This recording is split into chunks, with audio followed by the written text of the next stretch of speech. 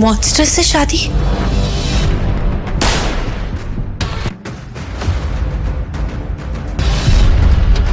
मुझे मॉन्स्टर से शादी करके उसके बच्चे को जन्म देना होगा। आस्था, तेरे पास और कोई रास्ता नहीं है, तुझे ये शादी करनी होगी। मैं ये शादी नहीं कर सकती, मेरा डॉक्टर बनने का सपना अधूरा रह जाएगा। तुझे पता है ये लोग कितने बड़े हैं? कुछ भी हो सकता है, तेरे मामा जी की जान जा सकती है। इतनी सेल्फिश तो तू नहीं हो सकती कि सिर्फ अपने बारे में सोचे। मासूम सी, फूल सी नाजुक आस्था को दुल्हन की तरह सजाया गया, जिसकी खूबसूरती को देखकर हर कोई बस उसे निहारता रहे।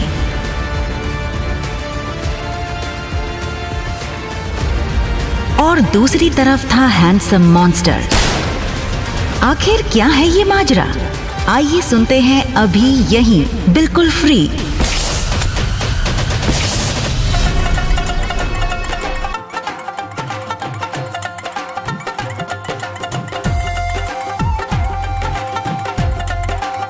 प्रियंका दीदी, आपकी शादी और हम ना आए, ऐसा हो सकता है क्या?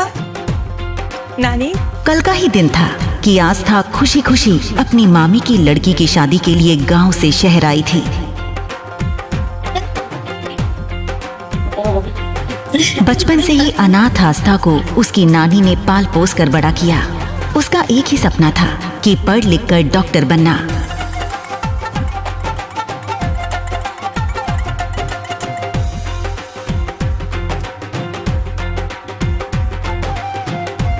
लेकिन ये सब हुआ कैसे? कैसे आस्था बन गई दुल्हन? आज बेंगलुरु में हजारों लोगों की भीड़ और कैमरास की चमक के बीच मंच पर बैठे देश के सबसे ताकतवर बिजनेसमैन अरमान सिंघानिया की शादी का दिन था। लेकिन मंडप के पास खड़ा दूल्हा अपनी दुल्हन के इंतजार की जगह अपने लैपटॉप और फोन में बिजी था। शहर के लोग हैरान थे कि अरमान सिंघानिया जैसी हस्ती ने एक मिडिल क्लास लड़की से शादी करने का फैसला क्यों लिया। विवाह का शुभ मुहूर्त निकला जा रहा, दुल्हन को बुलाइए। बुलाइए ना बिटिया को। हाँ, अभी लेकर आता हूँ।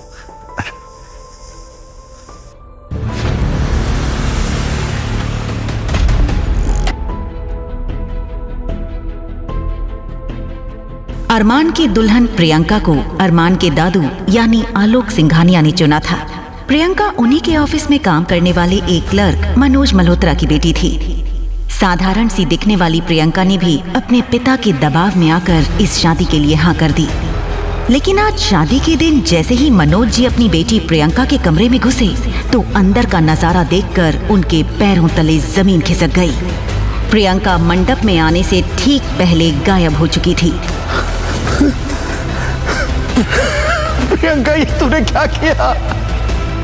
जैसे ही ये बात उसके माता पिता को पता चली तो उनके पैर कांपने लगे। तभी वहाँ खड़े आलोक जी को जैसे ही इस बात का एहसास हुआ कि कहीं कुछ गड़बड़ हुई है तो वो भी उस ओर बढ़ गए। बिटिया तैयार हुई कि नहीं? हाँ, बस वो तैयार हो रही है, थोड़ी देर में आ जाएगी। आप जाइए ना। लेकिन ये झूठ ज्यादा देर टिक नहीं पाया, क्योंकि अरमान के दादाजी ने कमरे के अंदर से आ रही रोने की आवाज सुन ली थी। उन्होंने एक झटके में कमरे का दरवाजा खोला और अंदर घुस गए। अंदर एक सिंपल, मासूम लेकिन बेहद खूबसूरत लड़की रो रही थी, जिसका नाम था आस्था। ये देखकर आलोक सिंघानिया गरजते हुए बोले, प्रियंका कहाँ है? प्रियंका भाग गई सर, और हमें पूरा यकीन है कि इस आस्था ने उसे भगाया है। मैंने कुछ नहीं किया मामी जी, प्लीज मेरी बात का भरोसा कीजिए। ये शादी होकर रहेगी। अगर दुल्हन भाग गई है तो उसकी जगह कोई और बैठेगी। अगर ये शादी नहीं हुई तो पता है ना अरमान का गुस्सा। अरमान के गुस्से से कोई नहीं बचा पाएगा, मैं भी नहीं।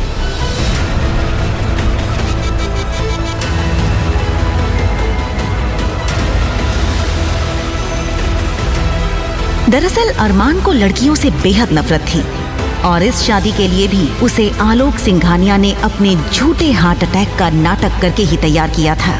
अब दुल्हन के भाग जाने से अरमान का गुस्सा सबको जलाकर राख कर देता। इसलिए दुल्हन की माँ सीमा ने आस्था को सामने धकेलते हुए बोला, ये सब इसकी वजह से हुआ है। इसका हर जाना भी इससे ही भरना होगा। सुन आस्था, अब अरमान की दुल्हन तू ही बनेगी। सुना तूने? आस्था की आंखों में डर था। वो गिड़गिड़ाते हुए बोली, शादी नहीं करना चाहती मामी जी। प्लीज मुझे मेरी नानी के पास जाने दो प्लीज। वो प्रियंका दीदी बोल रही थी कि वो एक बंद कर अपनी गंदी जुबान, और जैसा मैं कह रही हूँ वैसा ही कर। आस्था रोती रही, चीखती रही, पर किसी ने उसकी एक नहीं सुनी, क्योंकि इस वक्त बात किसी की जिंदगी की नहीं बल्कि सिंघानिया एम्पायर की इज्जत की थी।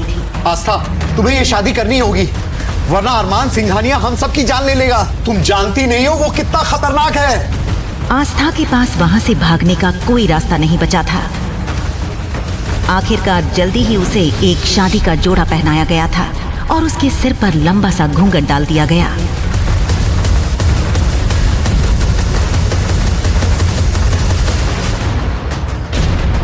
हाथ आगे बढ़ाइए।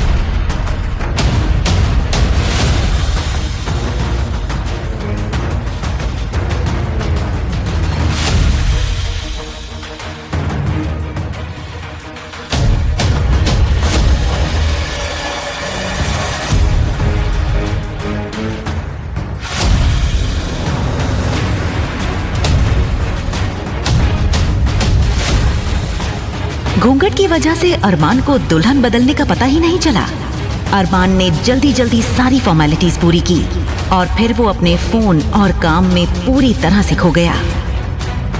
बड़ी साहब, इसमें इस लड़की की सारी जानकारी। इधर आस्था के बारे में सभी चीजें जानने के लिए अरमान के दादू आलोक सिंघानिया ने उसकी पूरी जन्म कुंडली अपने हाथों में मंगवा ली थी।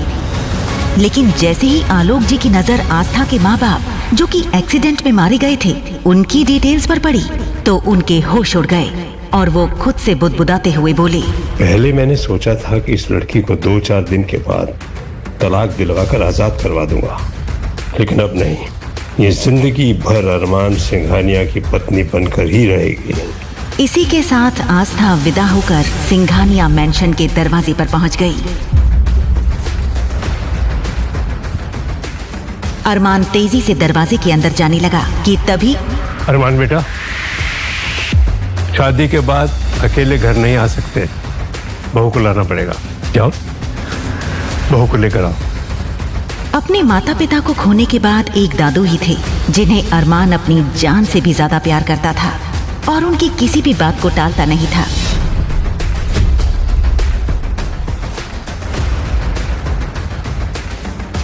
कहते हैं सिंघानिया मैंशन के दरवाजे पर पैर रखना हर लड़की का सपना होता है, लेकिन आस्था के लिए ये उस सपने की शुरुआत नहीं, उसकी बर्बादी की दहलीज थी। आस्था ने अभी भी घूंघट नहीं हटाया था, इसलिए उसे कुछ भी सही से नहीं दिख रहा था।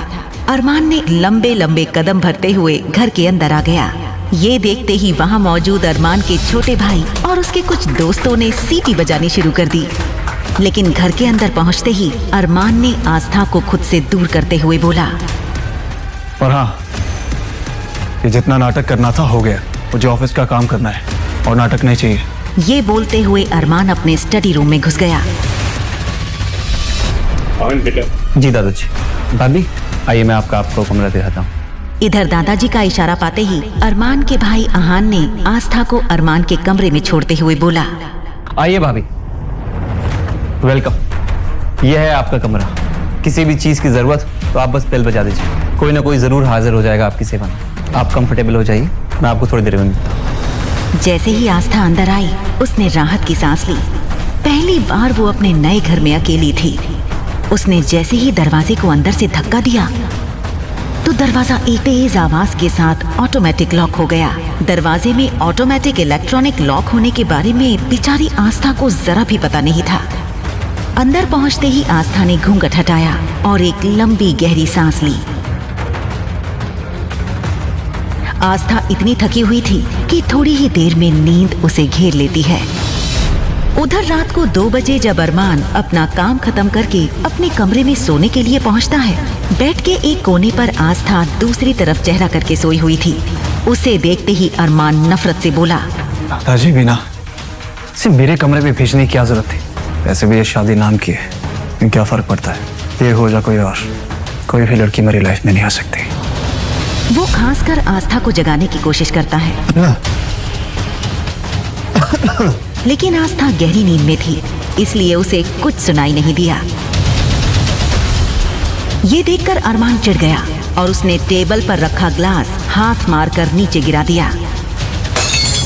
नीचे गिरते ही ग्लास एक तेज आवाज के साथ टूट गया, लेकिन आस्था की आंख अब भी नहीं खुली।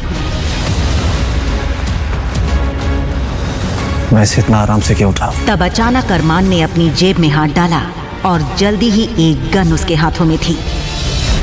गुस्से में उसने उस बंदूक से आस्था के बेड से थोड़ी दूर फायर कर दिया। गोली की आवाज सुनकर आस्था बहुत ज्यादा डर गई थी। गन चलने की आवाज सुनकर अरमान के दादू और उसका भाई अहान सब दौड़ते हुए ऊपर आए। ये क्या बदतमीजी है? बहू को डराने की क्या जरूरत थी? तो आपके कहने पे मैंने ये शादी तो कर ली, लेकिन मैं ये शादी निभाऊंगा नहीं। अरे शुक्र मनाइए कि गोली मैंने इसके सर पे नहीं मारी। जैसे ही अरमान की कही ये बात सबके कानों तक पहुंची तो कमरे का माहौल सन्नाटे में बदल गया। अरमान भाई, ये आपने ठीक नहीं किया। आप भाभी को ऐसे डरा। किसने कहा तेरी भाभी है? तेरी भाभी नहीं है। बेटा, बहू को गेस्ट रूम में ले जाओ। जी दादाजी। बेटा, मैं तुम्हारा सामान वहां पहुंचा दूंगा। आप चलिए मेरे साथ।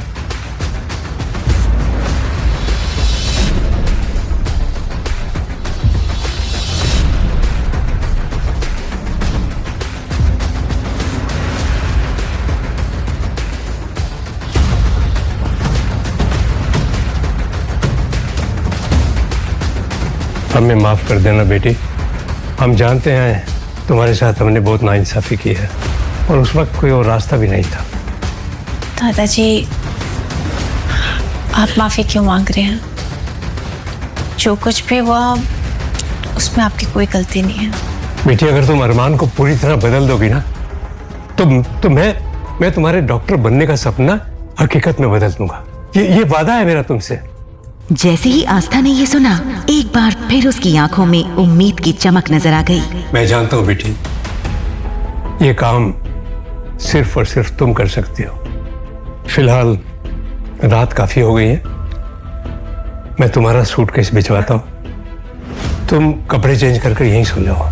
वैसे भी कल सुबह अरमान को पेरिस जाना है बिजनेस डील के लिए।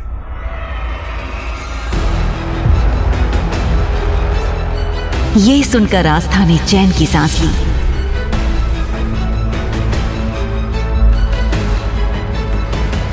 अगली सुबह जब वो सोकर उठी तो उसे जिंदगी में पहली बार शहर की सुबह इतनी सुहानी लगी। वो कुछ सोचते हुए धीरे धीरे गार्डन की तरफ बढ़ गई। गार्डन में पहुंचते ही उसकी नजर एक आदमी पर पड़ी जिसने फॉर्मल पैंट शर्ट पहन रखी थी। वो हाथ में बड़ी सी कैंची लिए कुछ पौधों की टहनियां काट रहा था। बस फिर क्या था?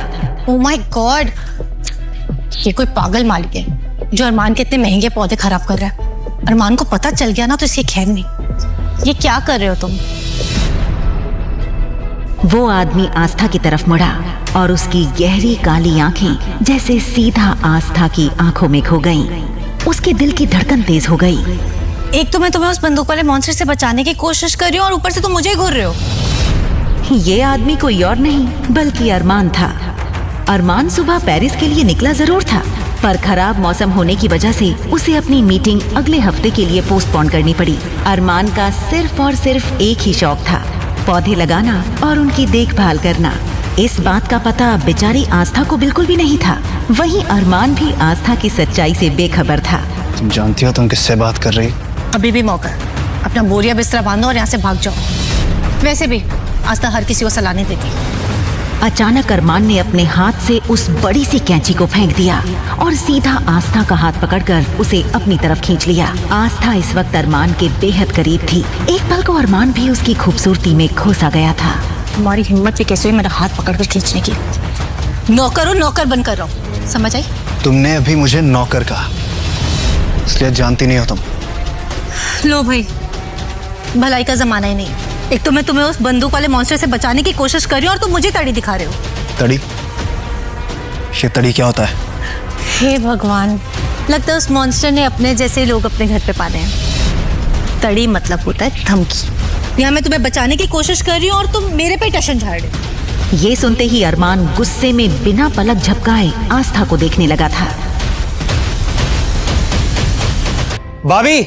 आस्था ने पलट कर देखा तो दरवाजे पर आहान खड़ा था, जो कॉलेज से आज जल्दी लौट आया था। भाभी, भैया तो यहाँ है नहीं, फिर आप यहाँ किससे बात कर रहे हो? दरवाजे पर खड़े आहान को सिर्फ आस्था बोलते हुए दिखाई दे रही थी, लेकिन जैसे ही वो थोड़ा आगे बढ़ा तो उसकी नजर अरमान पर पड़ते ही उसके होश उड़ गए। वो पसीने से तर हो गया और हकलाते हुए बोला, भाभी, मेरा मतलब है मैडम, आप प्लीज अंदर चलिए अभी।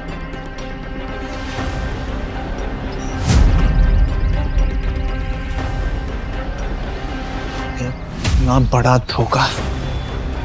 आहान, मुझसे ये झूठ छुपाने की वजह क्या थी? अरमान को दादाजी की बात याद थी कि अरमान को अब तक ये नहीं बताया गया था कि उसकी शादी प्रियंका से नहीं बल्कि आस्था से करवाई गई थी, लेकिन अनजाने में उसने ये सच अरमान के सामने ला दिया था। भैया, मैं आपको सब कुछ समझाता हूँ, बस मुझे एक मौका दीजिए। दरअसल आपकी शादी किसी और के साथ हो रही।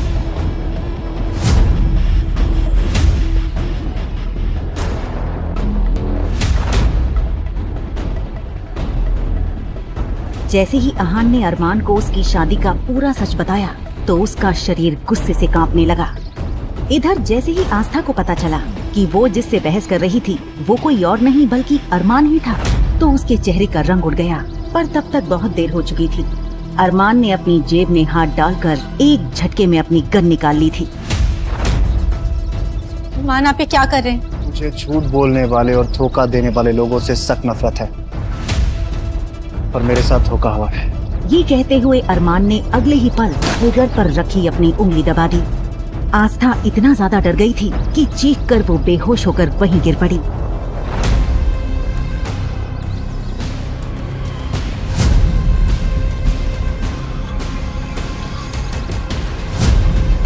आहान ने अगले ही पल आस्था को सोफे पर लिटाते हुए अपने दोस्त ध्रुव को कॉल करके घर आने के लिए बोल दिया। ध्रुव शहर का जाना माना सर्जन और डॉक्टर था। आस्था को इस हाल में देखकर दादाजी ने सफाई देते हुए अरमान से कहा, अरमान बेटा,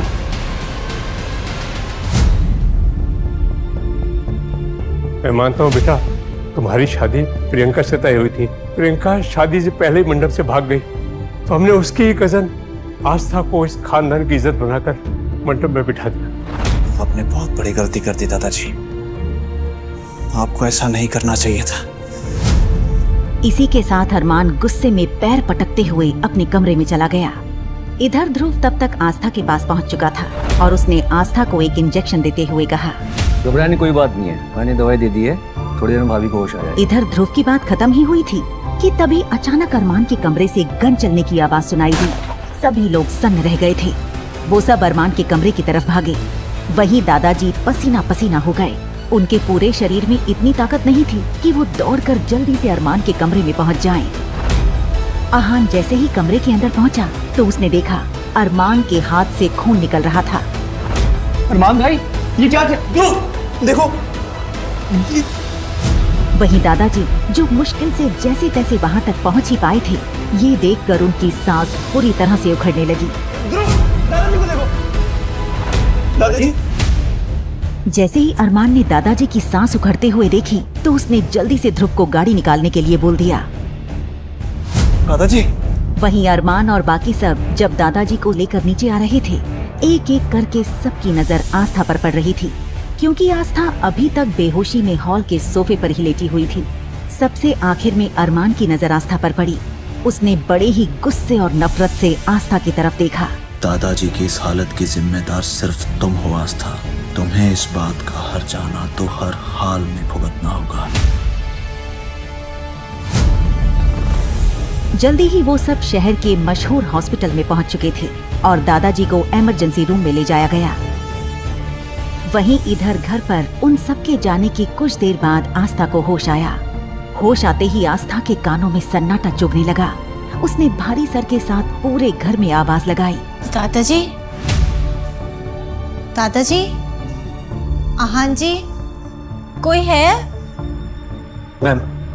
आप कौन है और आप मेरा रास्ता ऐसे कैसे रोक रहे हैं? मैम, मैं देव हूँ और अभी घर में कोई नहीं है और आपको बाहर जाने की परमिशन नहीं। कोई नहीं है मतलब? अभी तो सब यहीं थे ना। दादाजी कहाँ हैं? दादाजी की तबीयत अचानक बिगड़ गई थी, इसलिए सब लोग उन्हें लेकर हॉस्पिटल गए हैं। मुझे अभी उनके पास जाना है। माफ कीजिएगा मैम, बॉस ने अरमान सर के परमिशन के बिना आप बाहर नहीं जा सकती। मुझे किसी की इजाजत की जरूरत नहीं है। आस्था की जिद के आगे देव को झुकना पड़ा। वो आस्था को कार में बैठाकर हॉस्पिटल के लिए निकल गया। वहीं उधर हॉस्पिटल में माहौल बेहद खराब था। ध्रुव वार्ड से बाहर निकला। अरमान ब्रो, दादाजी की हालत बहुत नाजुक है। दूसरा हार्ट अटैक आया। अगर उन्हें जरा सा भी स्ट्रेस दिया तो शायद हम उन्हें जान से खो दें। मेरे दादाजी को कुछ नहीं हो सकता। ये बात ना अपने दिमाग में डाल ले। सच्चाई यही है अरमान भाई, हमेशा आपकी जिद और गुस्से की वजह से उनकी जान पर बनाती है। आप भी नहीं मानेंगे ये बात। अरमान छोड़ो उसे। अरमान के दोस्त आकाश और सुमित ने बीच बचाव कर ध्रुव को छुड़ाया। अरमान टूट चुका था। वो अकेले में जाकर दीवार से सटकर खड़ा हो गया। वो अभी सोच में डूबा ही था कि तभी गैलरी के दूसरे छोर से आस्था दौड़ती हुई आई और मुड़ते ही वो अरमान से जा टकराई। उसने नजरें उठाई तो सामने आग की तरह गरम अरमान सिंघानिया खड़ा था। माँ क्या कर रही? मैं दादाजी से दादाजी को मौत के मुंह में धकेलने के बाद तुम्हारी इतनी हिम्मत, तमाशा करने आ गई। आस्था थर थर कांप रही थी। उसने कभी सपने में भी नहीं सोचा था कि जिस इंसान से उसकी शादी हुई है वो इतना पत्थर दिल होगा। मुझे दादाजी से मिलने दीजिए प्लीज। हटिए। दादाजी का नाम ना अपनी जुबान पे भी मत लेके आना। और अगर तुम्हें लगता है ना कि तुम अपनी ये खूबसूरती का जाल फैला के मेरे परिवार को अपने वश में कर लोगी तो गलत फहमी में हो। अपनी खूबसूरती का जाल कहीं और पे फैलानी मुझ पे काम नहीं करेगा। आस्था कुछ कहना चाहती थी पर शब्द हलक में ही फंस कर रह गए। तभी पीछे से देव की आवाज आई। बॉस, दादाजी को होश आ गया, वो आपसे मिलना चाहता। अरमान ने झटके से आस्था का हाथ छोड़ा और दादाजी से मिलने के लिए वार्ड के अंदर चला गया। अरमान जैसे ही बिस्तर के पास पहुंचा। अरमान बेटा, मैं जानता हूँ तुम ये शादी नहीं करना चाहते थे, लेकिन आस्था इस घर की बहू है। मैं चाहता हूँ कि तुम इसे अपना लो। दादाजी, वो लड़की मेरी जिंदगी का हिस्सा कभी नहीं बन सकती। अरमान भाई, आप ये क्या बोल रहे हो? भाभी बारी खड़ी हुई। क्या भाभी? भाभी नहीं है तेरी वो। मेरी बात ना कान खोल के सुन लो, उसके साथ कोई रिश्ता नहीं जुड़ेगा। तभी दादाजी की आंखों में एक अजीब सी चमक और गुस्सा उभरा। बेटा, आस्था बाहर खड़ी है। देखो बेटा, अगर तुम हमारी बहू को अंदर नहीं लेकर आओगे ना तो मैं तुमसे अपने चिता को अग्नि देने का अधिकार भी छीन लूंगा। ये सुनते ही कमरे में जैसे सन्नाटा छा गया। अरमान का चेहरा गुस्से से लाल हो गया। उसे लेकर आओ। अरमान भाई होश में आइए। दादाजी अब आस्था भाभी से जुड़ चुके हैं। अगर आप उन्हें जुदा करेंगे, इस स्ट्रेस में उनकी जान भी जा सकती है। आप वाकई अपने गुस्से के लिए उनकी जान का सौदा करेंगे? कम से कम एक बार प्लीज इंसान होने का नाटक करो। अगर ये लड़की दादाजी को ठीक रख सकती है तो इसका इस्तेमाल मैं अपने तरीके से करूंगा।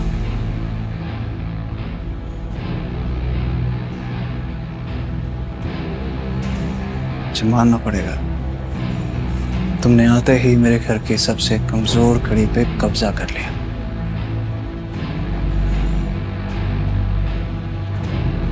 जब तक दादाजी इस हॉस्पिटल में है ना, तुम्हें मेरी पत्नी होने का नाटक करना होगा।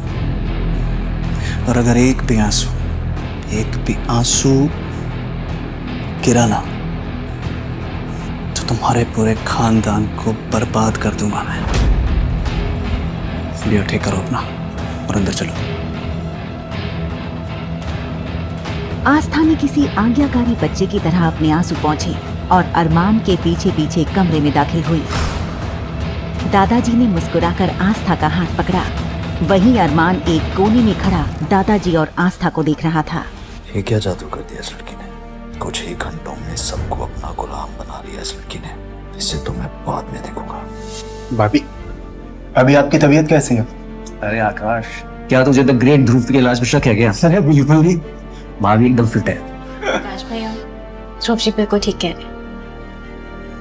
मैं बेहतर हूँ। ध्रुव जी, मेरी आपसे बस एक ही रिक्वेस्ट है, दादाजी को जल्दी ठीक करके घर भेज दीजिए ना। अरे भाभी, आप फिक्र ना कीजिए, बस रिपोर्ट आने में 2-3 घंटे बाकी है। तब तक आप अरमान भाई के साथ घर पे जाके रेस्ट कीजिए। ये सुनते ही आस्था का चेहरा सफेद पड़ गया। उसके होंठ फड़फड़ाए लेकिन शब्द बाहर नहीं निकल पाए। आस्था, फिर वो सही कह रहे हैं। और अगर तुम बीमार हो गई तो दादाजी का ख्याल कौन रखेगा? चलो घर चले।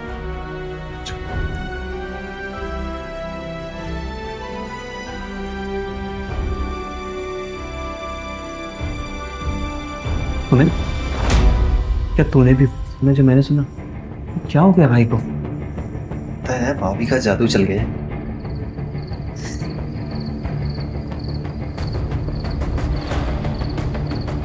हे भगवान, प्लीज आज इस मॉन्स्टर से बचा दो।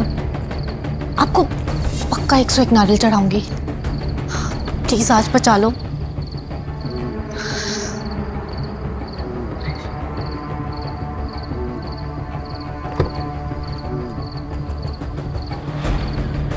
गाड़ी मेंशन पहुंचते ही अरमान बिना पीछे मुड़े तेज कदमों से अंदर चला गया। वहीं देव ने आस्था के लिए कार का दरवाजा खोला।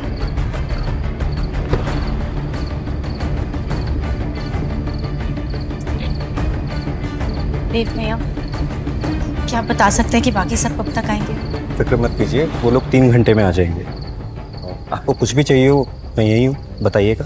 देव समझ गया था कि आस्था अरमान के साथ अकेले रहने से मौत की तरह डर रही थी। आस्था ने भारी मन से मेंशन के अंदर कदम रखा कि तभी एक नौकर ने आकर उसे और डरा दिया। मैम, आपको सर ने रूम में बुलाए। ये सुनते ही आस्था का गला सूख गया और खुद को उस कमरे में जाने के लिए तैयार करने लगी जहां एक दिन पहले उस पर गोली चली थी। उसने अपनी नानी को याद किया और अरमान के कमरे का दरवाजा खटखटाया, पर वो अपने आप खुल गया। जैसे ही वो अंदर जाने से हिचकिचाई, कमरे के भीतर से एक भारी आवाज गूंजी। अब क्या सारी रात वहीं खड़ी रहोगी या मैं लेने आऊं? अंदर आओ। आस्था घबराकर अंदर चली गई। कमरा धुंधली रोशनी में डूबा था। सोफे पर बैठे अरमान की आंखें किसी शिकारी की तरह चमक रही थीं। आज से इस घर में तुम्हारा काम दादाजी का ख्याल रखना होगा। इस घर में तुम्हारी हैसियत सिर्फ एक केयर टेकर और सिर्फ एक नौकर की होगी, इससे ज्यादा कुछ भी नहीं। और ये बात दादाजी को और मेरे दोस्तों को बिल्कुल पता नहीं चलनी चाहिए। और अगर ऐसा हुआ तो वो जो गांव में तुम्हारी नानी रहती है ना, उसका क्या हाल होगा तुम जानते हो। आस्था को अरमान का चेहरा किसी जल्लाद से कम नहीं लग रहा था। वो सर झुकाए खड़ी थी और उसके आंसू खामोशी से उसके गालों पर बह रहे थे। अरमान ने आस्था के आंसुओं को देखा, पर उसका दिल नहीं पिघला। ये जो तुम्हारे आंसू बह रहे हैं ना, मेरे सामने जितने बहाने हैं बहा लो, लेकिन यही आंसू दादाजी के सामने और मेरे दोस्तों के सामने बिल्कुल भी टपकने नहीं चाहिए, क्योंकि तुम जानती हो कि अगर ऐसा हुआ तो अंजाम अच्छा नहीं होगा। पूरे गांव में लोग मुझे इतना प्यार करते थे, फिर इस अनजान आदमी को मुझसे इतनी नफरत क्यों? अपना सामान लेके इस कमरे में शिफ्ट हो जाओ। इस कमरे में? गलतफहमी मत पालना। इस दुनिया की नजरों में हम पति पत्नी हैं, तो हमें एक कमरे में रहना होगा। तुम यहाँ नीचे सोओगी और मैं वहाँ ऊपर सोऊंगा, बस।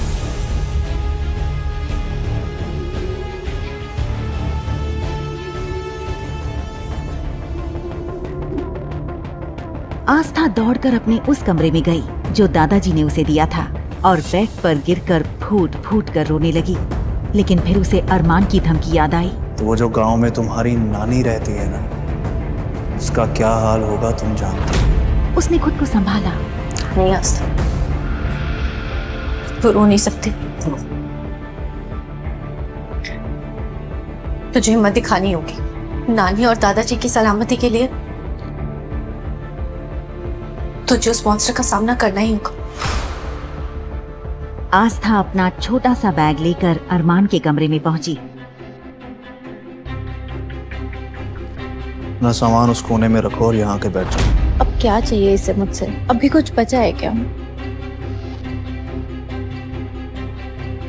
तो फाइल उठाओ, उसमें कॉन्ट्रैक्ट है। जब तक तुम मेरे साथ इस कमरे में रहोगी, इस कॉन्ट्रैक्ट पे साइन करके रहोगी। ये सुनते ही आस्था ने जैसे ही उस फाइल में मौजूद उस कॉन्ट्रैक्ट पेपर्स पर नजर डाली तो उसकी आंखें चौड़ी हो गईं। चेहरे का सारा रंग उड़ गया। आखिर क्या लिखा था उन कॉन्ट्रैक्ट पेपर्स में जिसे देखकर आस्था के उड़ गए थे होश? क्या दादाजी और अपनी नानी को बचाने के लिए आस्था कर देगी उन पेपर्स पर साइन? अरमान के गुस्से के पीछे छुपा है अतीत का कौन सा राज? क्या होगा आस्था के साथ आगे इस कहानी में?